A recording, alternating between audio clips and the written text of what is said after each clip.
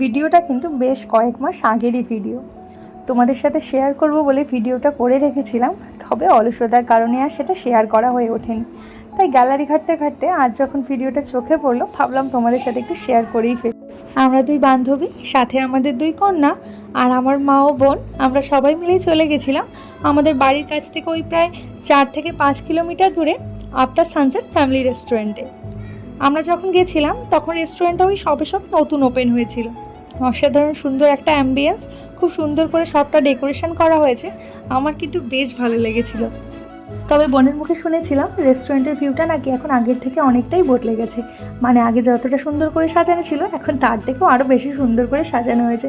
তো যাই হোক, আবার যাওয়ার ইচ্ছে রইল, দেখা যাক আবার কবে যাওয়া হয়। আর এই যে এটা হলো আমার মা, আর এইটা হলো আমার আদরের একমাত্র কন্যা, আর এই যে এইটা হলো আমার বান্ধবীর আদরের একমাত্র কন্যা। এই যে দুই বান্ধবী, আরশিয়া আর ঐশী। তো চলো এবার বলি রেস্টুরেন্টের মেন জিনিস যেটা, সেটা হলো এখানকার খাওয়ার কোয়ালিটি এবং প্রাইস কেমন কি ছিল।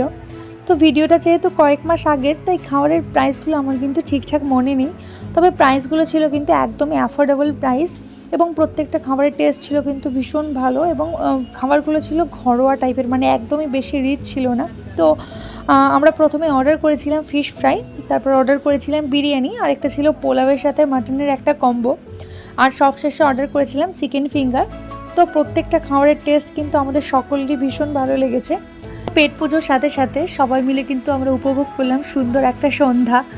আর তোমরা যদি তোমাদের প্রিয় মানুষগুলোর সাথে কাটাতে চাও এমনই সুন্দর একটি সন্ধ্যা, তাহলে কিন্তু তোমাদেরকেও চলে যেতে হবে এই আফটার সানসেট রেস্টুরেন্টে। তো যাই হোক, এদিকে দেখো দুই বান্ধবী কিন্তু বেশ মজা করছে। তো যাই হোক, আমাদের খাওয়া দাওয়া কমপ্লিট, এবার আমরা রেস্টুরেন্টকে টাটা বাই বাই করে চললাম বাড়ির দিকে। আচ্ছা, আমার কোন ভিডিওগুলো তোমাদের একটু হলেও ভালো লাগছে, মানে এই ফানি টাইপের ভিডিওগুলো নাকি নর্মাল ভিডিও ব্লগগুলো, তো সেটা কিন্তু পারলে অবশ্যই একটা কমেন্ট করে জানিও।